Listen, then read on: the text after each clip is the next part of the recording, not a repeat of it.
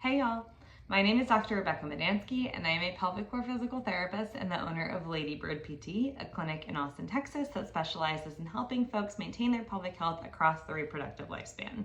And today we're going to be talking about leakage in female athletes. We're going to talk about some myths surrounding leakage in female athletes. We're going to talk about why this happens, why it's more common in female versus male athletes, and then we're going to talk a little bit about what you can do about it at the end. So let's start with some myths right off the bat. There is still this belief that people who leak must be people who've been pregnant or had babies, which leads to a lot of people coming to us in the clinic saying, I don't know why I'm leaking, I've never been pregnant.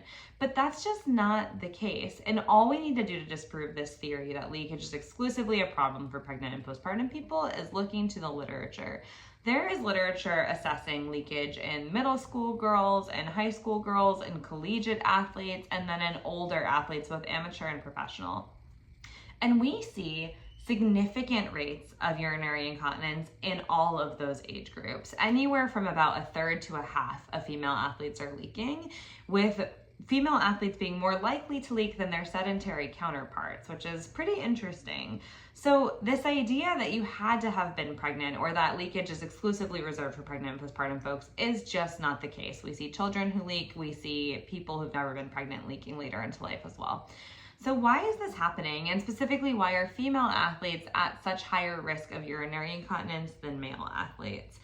Female athletes, anybody with a vulva has something called a levator hiatus in their pelvic floor. So we have our pelvic floor sitting at the bottom of the body, sitting at the bottom of the pelvis, and those muscles support everything up inside us. So the pelvic floor muscle holds our internal organs up. It helps control our bladder, it helps control our bowels, and those muscles have something called a levator hiatus in them. A levator hiatus is this U-shaped opening in the pelvic floor that allows for the vaginal canal to pass through it. But that structural opening is relatively large in the bottom of the pelvis, and it's a structural weakness. We have this group of muscles that's meant to hold stuff up inside us, and yet there's this big structural weakness. So it opens people with vulvas up to higher rates of urinary incontinence just structurally. Now we can talk about the other factors that can contribute to urinary incontinence, specifically in athletes. And yes, pregnancy and postpartum and vaginal birth, is a risk factor for urinary incontinence. But setting that aside for today, other reasons why female athletes are experiencing leakage are globalized weakness, and not just pelvic floor weakness. Yes, pelvic floor weakness can be a part of that, but globalized weakness. We have reason to believe that female athletes who leak have weaker hips, have weaker cores, have movement mechanics caused by that weakness potentially that are contributing to leakage. So weakness is a huge factor. There are so many athletes who are out there doing their high intensity, their cardiovascular exercise, but they're not actually strength training to maintain the strength that they need to do those activities. And then the second thing that contributes to leakage is intra-abdominal pressure management. So let's talk about both of those. Pressure management in general. We'll break those down a little bit more. The reason why globalized weakness contributes to urinary incontinence is because your pelvic floor is already doing a whole lot of work.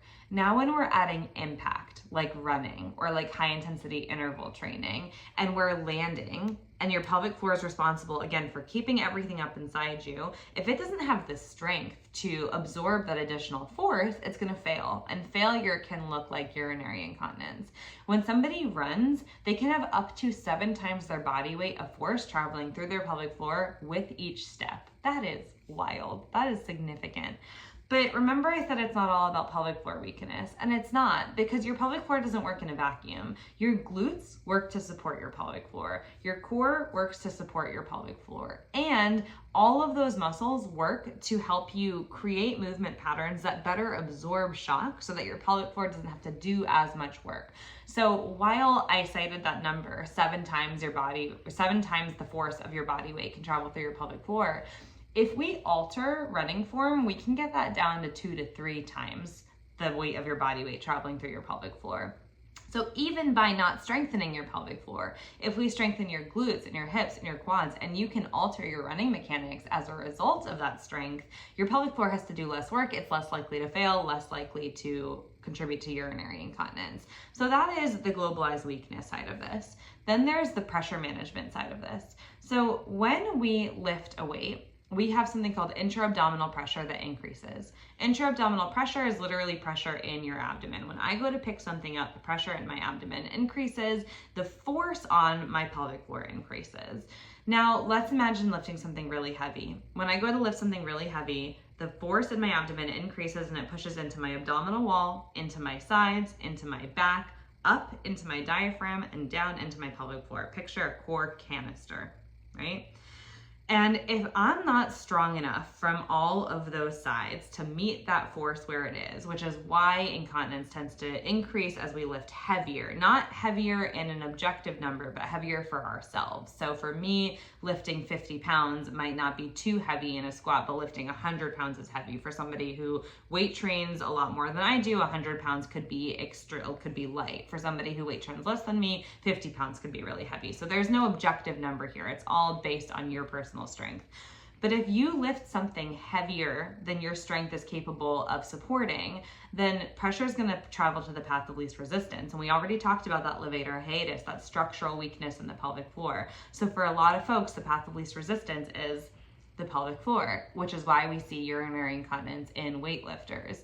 Now, this isn't like weakness is exclusively associated with runners and impact, and pressure is exclusively associated with weightlifting. Pressure management is important for all athletics, and strength is important for all athletics. But these are two major reasons why we're seeing urinary incontinence and how those factors are contributing and interacting with the structural weakness that already exists in folks with a vulva. So what can we do about it? I'm so glad that you asked. There are things that we can do about urinary incontinence. This isn't to say, despite the fact that it's common, that doesn't mean that it's not treatable. Everything that I talked about is treatable. We can train people to better manage their abdominal pressure. We can train people to gain strength, to build up glute strength, to build up core strength. So if you are somebody who participates in cardiovascular exercise and you're leaking, if you are a runner, if you like high intensity interval training, cycling, and you're leaking, consider adding strength into your routine, because if we can build up those other muscle groups, we can protect and support your pelvic floor better. If you are somebody who's a heavier weightlifter, you're not so much a cardio person, and you're experiencing leakage, we might actually need to manage your form. Oftentimes that's the thing that we need to tweak with weightlifters who are leaking.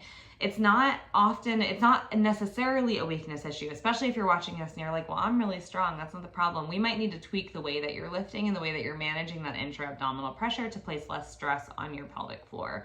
And pelvic floor physical therapy can help with that. So if you're navigating leakage with exercise and you're like, where do I start? I hope this gives you some idea of what you can start changing. If you're in this weightlifting category, start modifying your form in some way. Try exhaling when you're exerting. Exhale as you go to lift. That allows pressure to escape out through your mouth instead of down through your pelvic floor. And if you're in this cardio exercise portion or kind of section and you're leaking, start adding glute strengthening, start adding core strengthening into your routine.